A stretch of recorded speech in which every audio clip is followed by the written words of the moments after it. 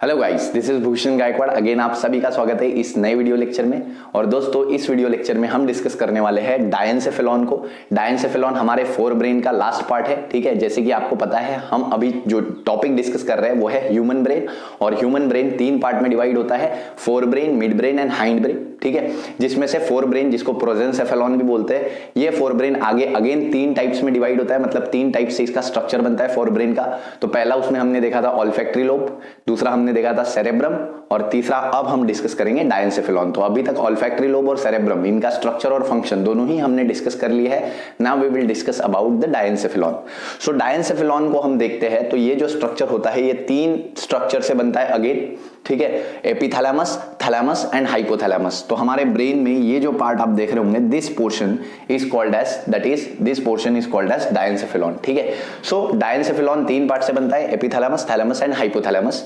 कहां प्रेजेंट होता है? It lies below the corpus callosum and above the mid brain. तो ये just below the corpus callosum, ये जो हमारा टिश्यू है, कनेक्टिव टिश्यू कॉर्पस कैलोसम, इसके ठीक नीचे प्रेजेंट होता है थैलेमस और पूरा डायनसेफेलॉन, ठीक है। और ठीक मिड ब्रेन के ऊपर प्रेजेंट होता है। तो यहाँ पे हमारा मिड ब्रेन होता है, मिड ब्रेन के ठीक ऊपर हमें डायनसेफेलॉन दिख रहा है, और इसके ठीक कॉर्पस कैलोसम के ठीक नीचे। तो इसकी पोजीशन समझ लो, below corpus callosum and above mid brain. Next, it contains third cavity called as diocoel. इसमें थर्ड कैविटी हमको देखने को मिलती है, जिसको डायोसिल बोला जाता है, ठीक है। और ये कनेक्ट होती है दो लैटरल कैविटीज के साथ सेरेब्रम की, with a narrow opening called as foramen of Monro. तो आपको याद होगा, मैंने बोला था सेरेब्रम में कैविटीज होती है, ब्रेन अंदर से छोटे छोटे ब्रेन में अंदर से कैविटीज प्रेजेंट होती है, ठीक है। तो सेरेब्रम हमारा दो पार्ट में डिवाइड है, right cerebral hemisphere and left cerebral hemisphere. तो दोनों सेरेब्रल हेमिस्फीयर में दो छोटी छोटी कैविटीज है, जिसको हम लैटरल कैविटीज बोलती है, जो कि हमने यहाँ पे ड्रॉ की है। सो ये हमारी राइट कैविटी हो गई, ये लेफ्ट कैविटी हो गई, दो लैटरल कैविटीज यहाँ पे हमको देखने को मिल रही है। इसके बाद ये जो तीसरी कैविटी हमको देखने को मिलती है, ये डायनसेफेलॉन में देखने को मिलती है। तो यहाँ पे हमने बोला it contains third cavity called as diocoel. तो थर्ड कैविटी डायोसिल वो कहाँ पे है? डायनसेफेलॉन में है। और ये कैसे ओपन हो रही है? दो लैटरल कैविटीज से ये थर्ड कैविटी ओपन हो रही है बाय अ नैरो ओपनिंग, जिस नैरो ओपनिंग को हमने बोला है फोरामेन ऑफ मोनरो, ठीक है। दिस नैरो ओपनिंग को हमने बोला है फोरामेन ऑफ मोनरो। इसके बाद ये फोर्थ कैविटी में भी ओपन होती है, लेकिन वो अभी हम डिस्कस नहीं करेंगे, वो हम बाद में डिस्कस करेंगे, ठीक है। सो इस तरीके से हम बोलते हैं कि थैलेमस, पूरा जो ये डायनसेफेलॉन स्ट्रक्चर है, ये तीसरी थर्ड कैविटी को एनक्लोज करता है, जिसको डायोसिल बोला जाता है। And it connects with two lateral cavities of cerebrum, दो कैविटीज के साथ ये कनेक्ट करती है, ठीक है, with a narrow opening called as foramen of Monro, ठीक है। अब हम तीनों पार्ट डिस्कस करेंगे वन बाय वन। सबसे पहला पार्ट है एपिथैलेमस।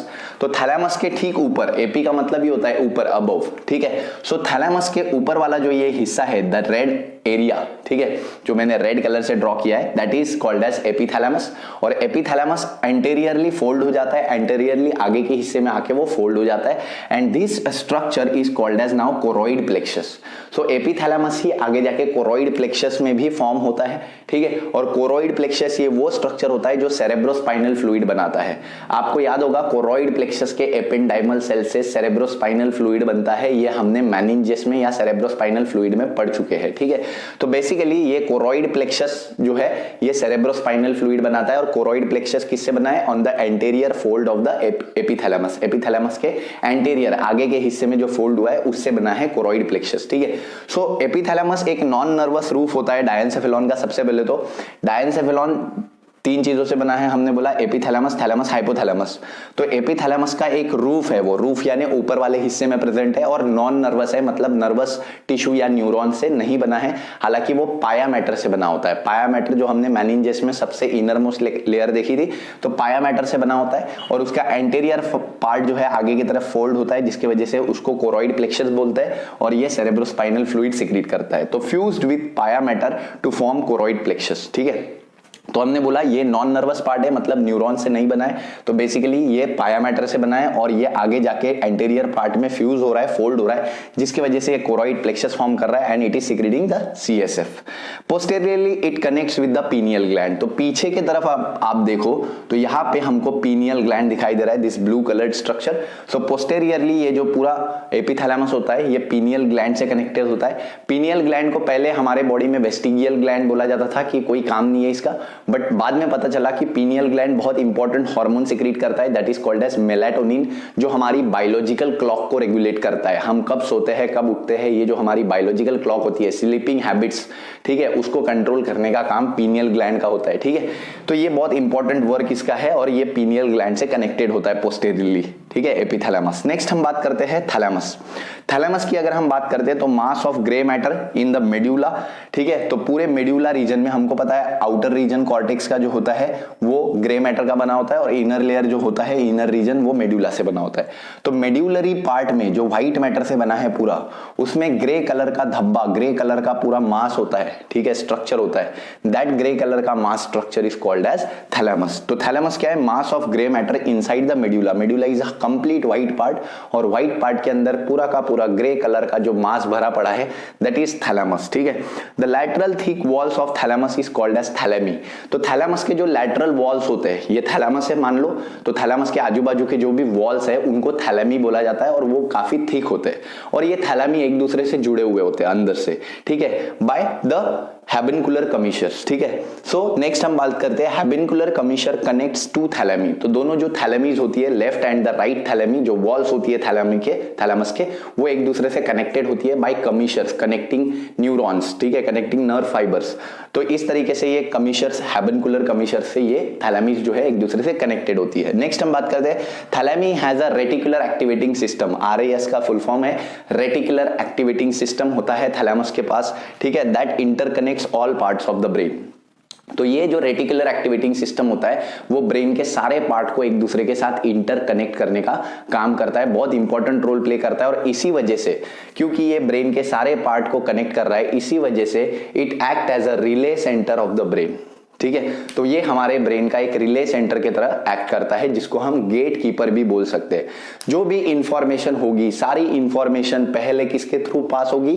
थैलेमस के थ्रू, और फिर वो बाकी के पार्ट में जाएगी, एक्सेप्ट सेंस ऑफ स्मेल। तो सिर्फ ऑल्फैक्टरी इंफॉर्मेशन हमको दिखता है कि ऑल्फैक्टरी इंफॉर्मेशन डायरेक्ट पास होती है, लेकिन बाकी की जितनी भी इंफॉर्मेशन आता है, जितना भी sensation, responses, motor response, nerve response, जो भी आता है हमारे बॉडी में, वो पहले थैलेमस से होके जाएगा। तो thalamus is like a gate keeper. पहले आने वाला हर रिस्पॉन्स थैलेमस से जाएगा और फिर वो ब्रेन के किसी भी पार्ट में जाएगा।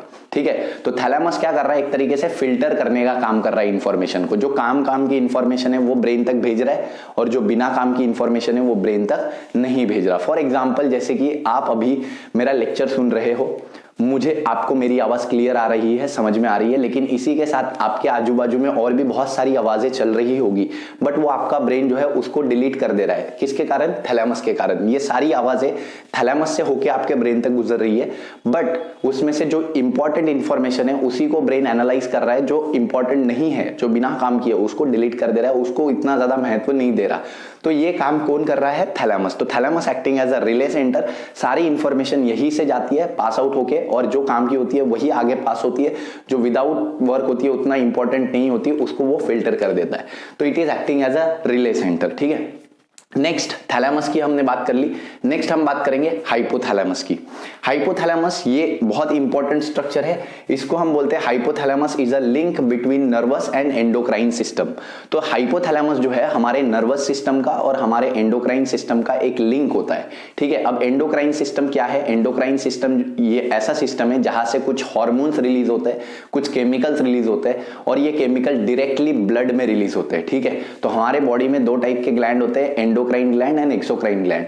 एंडोक्राइन ग्लैंड अपना सिक्रीशन डायरेक्टली ब्लड में सिक्रीट करते हैं, एक्सोक्राइन ग्लैंड अपना सिक्रीशन जो है वो डक्ट्स में सिक्रीट करते हैं। डक्ट्स यानी पाइप्स में छोटे छोटे, और वो पाइप के थ्रू पास होता है। ठीक है, लेकिन एंडोक्राइन ग्लैंड अपना सिक्रीशन ब्लड में सिक्रीट करते हैं और ब्लड से वो सिक्रीशन जहां भी जाना होता है वहां चले जाता है। ठीक है, तो एंडोक्राइन सिस्टम को कनेक्ट करता है हाइपोथैलेमस। मतलब पूरा एंडोक्राइन सिस्टम जो है, हमारे जितने भी एंडोक्राइन ग्लैंड है, जैसे thyroid gland, pituitary gland, gonads, ठीक है, पैनक्रियाज, इन सबको कंट्रोल करने का काम, रेगुलेट करने का काम हाइपोथैलेमस का होता है। इसीलिए हाइपोथैलेमस को हम बोलते हैं link between endocrine system and nervous system. ठीक है, तो हाइपोथैलेमस एक लिंक होता है एंडोक्राइन सिस्टम और नर्वस सिस्टम के बीच में। दूसरा, हाइपोथैलेमस जो है फ्लोर ऑफ डायेंसेफिलॉन से बना होता है। मतलब डायेंसेफिलॉन का ये जो फ्लोर है, ठीक है, नीचे वाला पार्ट है, उसी को हम बोलते हैं hypothalamus. This part is called as hypothalamus. ठीक है, नेक्स्ट हम बात करते हैं, it is highly vascular, helps in negative feedback mechanism of hormone. तो ये हाईली वैस्कुलर है, मतलब इसमें काफी ब्लड सप्लाई है, ठीक है, और ये नेगेटिव फीडबैक में रिस्पॉन्सिबल होता है। अभी मैंने बोला था कि हाइपोथैलेमस जो है एंडोक्राइन सिस्टम और नर्वस सिस्टम का कनेक्शन है, लिंक है, ठीक है। तो यहां से जो भी हार्मोन सिंथेसाइज होंगे, इवन हाइपोथैलेमस से भी कुछ तो वो डायरेक्टली ब्लड में सिक्रीट होते हैं। तो ऐसे हार्मोन जो डायरेक्टली ब्लड में सिक्रीट होते हैं, ऐसे ग्लैंड्स को हम एंडोक्राइन ग्लैंड बोलते हैं, ठीक है, और इसका जो पूरा एक सिस्टम वर्क करता है उसको एंडोक्राइन सिस्टम बोलते हैं।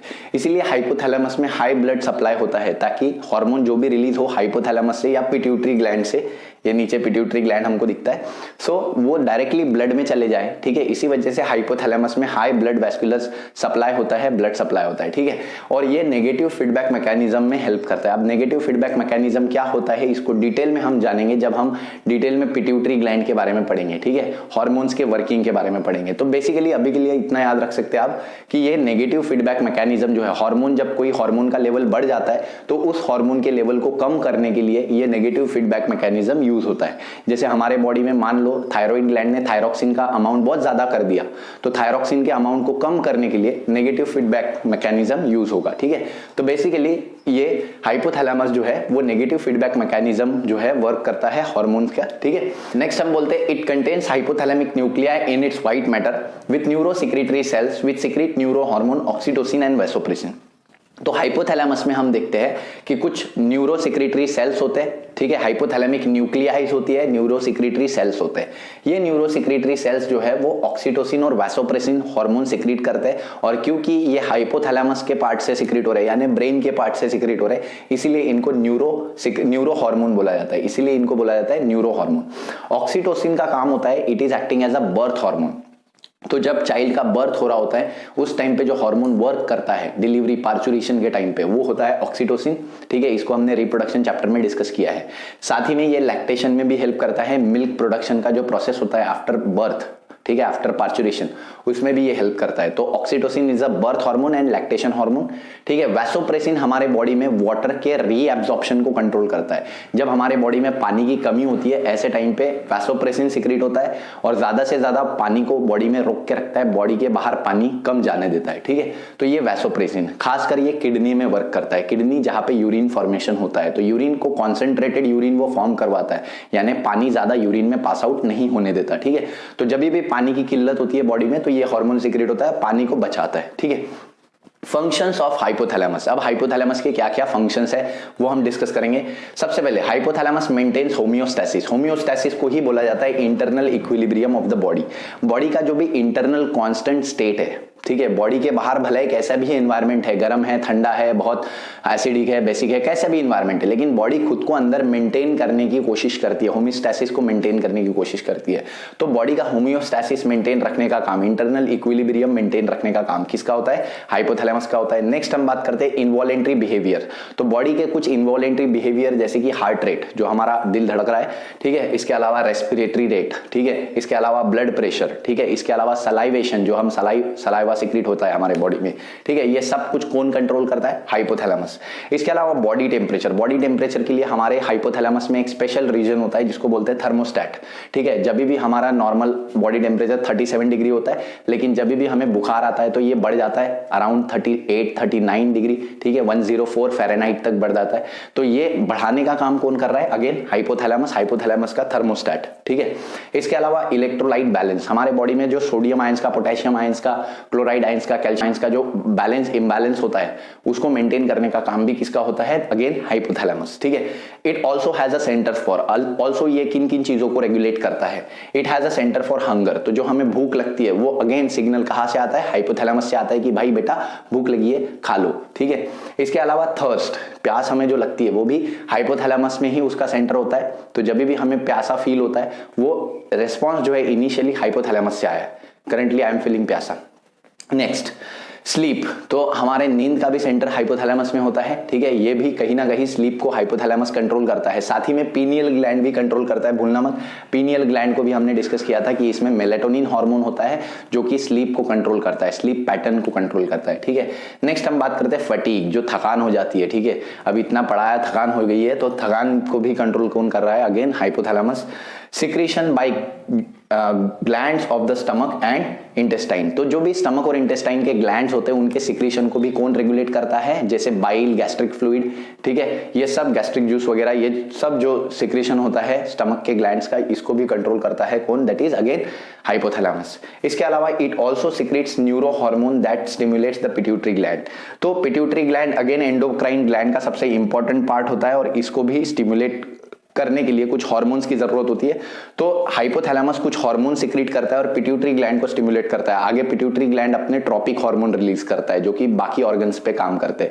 ये डिटेल में आपको अभी समझ में नहीं आएगा, डिटेल में हम इसको जानेंगे जब हम पिट्यूटरी ग्लैंड का स्ट्रक्चर पढ़ेंगे। तो पिट्यूटरी ग्लैंड किसके कंट्रोल में होता है बोला हमने? हाइपोथैलेमस। हाइपोथैलेमस अपने न्यूरो हार्मोन सिक्रीट करता है, पिट्यूटरी पे एक्ट करवाता है, पिट्यूटरी आगे जाके दूसरे हार्मोन को सिग्नल देता है, ठीक है। तो सबसे ऊपर वाला जो हम बोलेंगे हाइपोथैलेमस होता है एंडोक्राइन सिस्टम में, उसके नीचे पिट्यूटरी होता है और पिट्यूटरी के नीचे बाकी सारे एंडोक्राइन ग्लैंड होते हैं जिनको पिट्यूटरी कंट्रोल करता है, ठीक है। तो बेसिकली यहाँ पे ये जो है पूरा पार्ट जो है वो कंप्लीट हो चुका है। हाँ, इसके साथ एक और इंपॉर्टेंट पार्ट होता है, यहाँ पे प्रेजेंट होती है मैमिलरी बॉडी, ठीक है। Mammillary body just below the thalamus हमको देखने को मिलती है। तो मैमिलरी बॉडी जो है वो बहुत इंपॉर्टेंट रोल प्ले करती है। अगेन ये हमारे रिकलेक्टिंग मेमोरी को ये करती है, रेगुलेट करती है। तो जो भी हम चीजें भूल जाते हैं या जो हम चीजें याद करते हैं पिछले पुरानी, तो वो रिकलेक्ट करने का काम कौन करता है? Mammillary bodies. तो रिकलेक्टिव मेमोरी को ये रेगुलेट करती है, रिकलेक्टिव मेमोरी इसके कंट्रोल में होती है, ठीक है, मैमिलरी बॉडीज के। यहाँ पे हमारा ये वीडियो लेक्चर जो है वो खत्म होते आ गया है। तो हमने देखा डायनसेफेलॉन जो है एपिथैलेमस, थैलेमस, हाइपोथैलेमस से बना है। एपिथैलेमस जो है रूफ है थैलेमस का, ठीक है, और ये आगे वाला पार्ट इसका कोरॉइड प्लेक्सस है जो सीएसएफ बनाता है, ठीक है। और साथ ही में ये पीनियल ग्लैंड से भी कनेक्टेड है, पीनियल ग्लैंड जो कि स्लीप पैटर्न को, बायोलॉजिकल क्लॉक को रेगुलेट करता है। थैलेमस हमने बोला कि ग्रे मैटर का पूरा स्ट्रक्चर है जो कि मेडुला में प्रेजेंट है और इसके लैटरल वॉल को थैलेमी बोलते हैं जो कि हैबेनकुलर कमीशर से ज्वाइंट है, जो कि जिसके पास रेटिकुलर एक्टिवेटिंग सिस्टम है जो कि सारे ब्रेन के पार्ट से इंटरकनेक्टेड है। तो ब्रेन की सारी इंफॉर्मेशन कहां से होते हुए जाएगी? थैलेमस से, इसीलिए इसको रिले सेंटर बोला जाता है। थैलेमस डिसाइड करेगा कि कौन सी इंफॉर्मेशन आगे भेजनी है, कौन सी नहीं। हाइपोथैलेमस हमने बोला एंडोक्राइन सिस्टम और नर्वस सिस्टम का कनेक्शन है, लिंक है, ठीक है। साथ ही में ये हाईली वैस्कुलर होता है, ठीक है। फ्लोर ऑफ डायनसेफेलॉन, यानी डायनसेफेलॉन का ये फ्लोर है, ठीक है, थैलेमस का फ्लोर है। ये नेगेटिव फीडबैक मैकेनिज्म को कंट्रोल करता है हार्मोन के। साथ ही में हाइपोथैलेमिक न्यूक्लियाई इसमें प्रेजेंट होती है, न्यूरोसिक्रेटरी सेल्स होते हैं जिसमें आते हैं ऑक्सीटोसिन और वैसोप्रेसिन, न्यूरोसिक्रेटरी सेल्स होते हैं जो कि हार्मोन सिक्रेट करते हैं, ऑक्सीटोसिन एंड वैसोप्रेसिन, जिनको न्यूरो हार्मोन बोलते हैं। Oxytocin birth hormone, lactating hormone, and vasopressin is the hormone which is responsible for the reabsorption of water और कंजर्वेशन ऑफ वाटर, वाटर को कंजर्व करता है बॉडी में, ठीक है। नेक्स्ट फंक्शंस में हमने देखा कि ये बॉडी का होम्योस्टैसिस मेंटेन करता है, इनवॉलेंट्री बिहेवियर मेंटेन करता है जैसे heart rate, respiration, blood pressure, ठीक है। बॉडी टेम्परेचर को रेगुलेट करता है, इलेक्ट्रोलिटिक बैलेंस को रेगुलेट करता है। साथ ही में ये हंगर, थर्स्ट, स्लीप, फैटिग, ठीक है, और secretion bye glands of the stomach and intestine, ये सारी चीजों को ये रेगुलेट करता है। और साथ ही में ये पिट्यूटरी ग्लैंड को भी कंट्रोल करता है बाय सेंडिंग द सिग्नल्स, ठीक है। और यहाँ पे हमारा ये वीडियो लेक्चर पूरे तरीके से खत्म हो जाता है फाइनली। तो आई होप वीडियो लेक्चर जो है आपको पसंद आया होगा। अगर पसंद आया तो वीडियो को लाइक कर दीजिए, दोस्तों के साथ शेयर कर दीजिए। चैनल पे नए होंगे तो चैनल को सब्सक्राइब कर दीजिए, बेल आइकन प्रेस करके घंटा दबा दीजिए ताकि नए नए वीडियोस के नोटिफिकेशन आपको मिलते रहे, ठीक है। ऐसे हमारे वीडियोस के साथ बने रहिए। कोई भी डाउट, दिक्कत, डिफिकल्टी, क्वेरीज होती है तो कमेंट सेक्शन खुला पड़ा है, ठीक है। और ऐसे ही सपोर्ट करते खुश रहिए, आबाद रहिए, जिंदगी के मजे लेते रहिए। Thank you very much.